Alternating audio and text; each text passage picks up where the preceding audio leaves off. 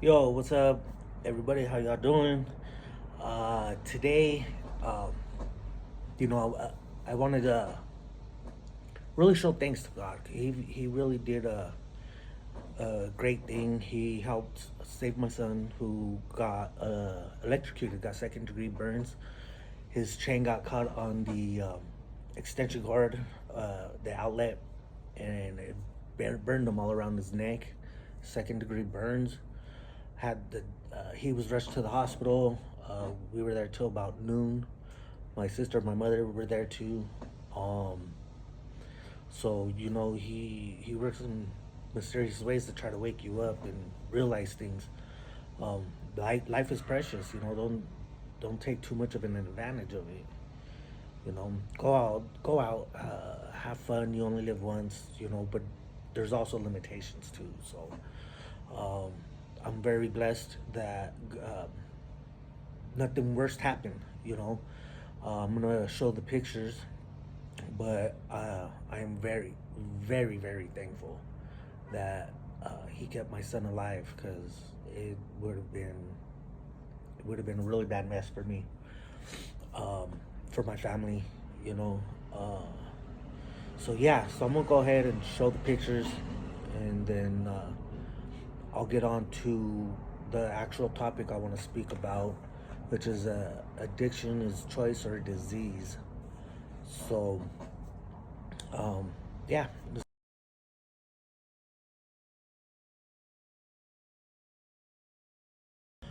Okay, so now you've seen the pictures. Um, yeah, like I said, I mean, I didn't show the one, but he had it up here on his, underneath his, from his chin down his neck like that. Um, I had to take it while he was sleeping because he doesn't like taking pictures really. So, um, with that said, I'm gonna go ahead and do the inspiration, and we'll get into our subject. For the inspiration, it says here, God is utterly righteous. He loves righteousness and hates iniquity. His face shines approvingly on those walking uprightly, but he is angry with the wicked every day. Psalms 7, chapter 7, verse 11. It is impossible to please God while being righteous, both as to outward conduct and the character of one's soul. Um, yeah, I mean, you can't go two ways. You gotta just go one way. Um, you know, but he does love when we do great. Instead of messing up all the time and believing it's okay. So now to our subject: addiction, choice, or disease. Science has confirmed that addiction is a disease of the brain and it can happen to anyone. There are some who think that it's just a result of weak character or moral failing. So some people are think it's all in the mind. Like you can just stop at any time. It's easy, but on the other hand it's not because your brain gets that dopamine, and so it once you're doing it so often, your body reacts to having that dopamine, and you want that dopamine. um, and it's a chemical in the brain when you get excited about something, or like something brings you like a happiness, I mean, things like that. um, so with that, it's at first it's a choice to use the substance, right? So at first it's a choice to use the substance, right? And thinking that it can cause, I'm sorry, thinking that it can be controlled for some, yes, and for others, after using a few times, that person starts to enjoy all the dopamine, like I said, the brain uh, is getting. Then slowly turns into addiction because your body doesn't know how to react without it. Um, it to When you get all that dopamine and you have those chemicals in your body, once you get used to it, you know, that's what your body expects every day. And as soon as it starts to come down, you got to get more, and that's where addiction slowly starts to creep in, because also you can also get sick from it if you don't.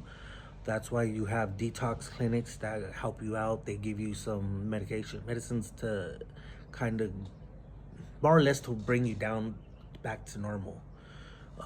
It's just like leveling you off, right? So, so an addict is more. So addiction is more complicated than any other disease. It is a disease that not only affects the body but also the soul. Feeding this disease, sorry, requires a preoccupation of obtaining and consuming substances. More often than not, it is accompanied by deceit and irresponsible behaviors. It takes its toll on relationships, family commitments, and work. So, in this behavior, it takes its toll on relationships because your attitude changes. You don't realize it, but other people around you that are sober do notice it. You start lying. You start slacking off, not taking care of your hygiene, not cleaning, not doing your laundry, not wanting to go to work, just basically not taking care of responsibilities. And then family commitments, say there's a family gathering, barbecue for family, birthday parties. You just decide not to show up, and the same thing goes for work. You could call in, or you could lose your job because you go in on some kind of substance, and they notice you weigh, it comes up dirty. There's your job. So it's easier to blame the person for their bad behavior, like lying, cheating, stealing, and angry outbursts, rather than focusing on the disease that creates these behaviors, because while using substances, the mind isn't focusing clearly. So yes, your mind is getting foggy. You don't think clear-headedly, so you do more reacting instead of thinking before reacting, or thinking what you're saying. The addict isn't proud of these behaviors, and being shunned by loved ones and society contributes to greater shame and self-blame. It's difficult to have compassion for addicts when its presumed poor character is confused with the diseased characteristics. So with them having shame, self-blame, it's more of them wanting to do it more just to feel better, to forget all about what's going on. It's just like forgetting about it, just not wanting to think about it at all, basically, which sucks, because then you lead more into addiction, maybe with other substances contributing, trying new other substances that'll work. So this is the prevailing attitude which labels people and withholds help with these bad people are understanding or undeserving. Which makes the common belief that people choose to become addicted from being weak, lack of will, power, and poor judgment. Ignore these myths because science has proven there is a genetic predisposition for addiction and also many different environmental factors, including things that occur in early childhood. So even when you are doing stuff in addiction, your environment, things that remind you of things that happened in the past that were negative, PTSD comes into play. What else? I'm trying to think what else there was. Being around people that are also addicts helps contribute. And it's not lack of will and power, it's not lack of poor judgment. It's just something that your mind can't seem to focus on the right path. And when it says that genetic predisposition, it's been found that if you have your father, your grandfather, it doesn't have to happen in every generation. It could skip a generation even. But if they were addicts, that gene follows through um, the family. So there is ways that other people could get addiction because it's a genetic trait. Um, Through recovery, I've connected with many people in recovery and those in addiction. As you have seen, you have seen in my previous videos of interviewing those in recovery, many of them have had trauma in their lives. I believe that we should commit and help those in recovery and those in need of help to get their recovery. And we do, because everybody needs help. Um, you can't force them. You can't sit there and talk their ears off, but they got to be ready to commit to what they want, to want a better life. This is something that they need to do on their own. But when they are ready, even if you talk to them, and um, that's fine. Try to help them see the light, but don't like nag and bug. They got to do it when they're ready, and they got to see that they're tired of this life, being homeless or living in a trap house, whatever it is. It's not a good life. I mean, they need to see the more positives. And with the work I do, that's what I like to do, is show them the more positives of life.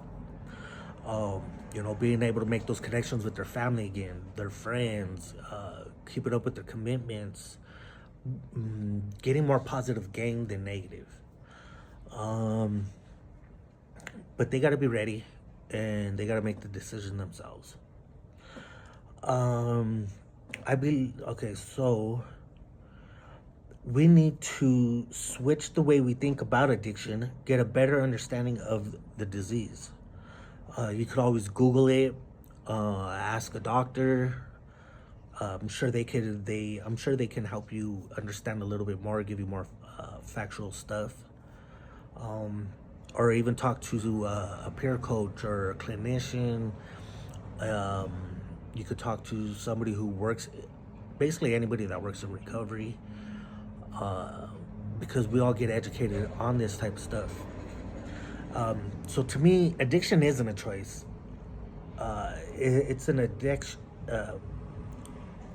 Addiction isn't a choice. It's an addiction/epidemic that needs to be addressed and treated, which is definitely what it is. I know some people think differently. Not everybody agrees. But if you don't agree with it, I suggest, reading about it, looking it up, getting a better understanding of how this stuff works. Because, I mean, if you look around, it's gotten worse since COVID. I mean, COVID, it was horrible. And that's what started people getting to this level. It wasn't as bad until then. But then people were losing their homes, their jobs, out of work for a long time, having to be locked indoors. So what'd they do? Drink, smoke weed, and then sit there and start doing other drugs just to pass time. Boredom is a big contributor to that also. Isolation is a big contributor. So it was a really rough time, and it seemed to get worse, especially when fentanyl came into the picture. So thank you very much for listening, and I will see you all soon again. Bye.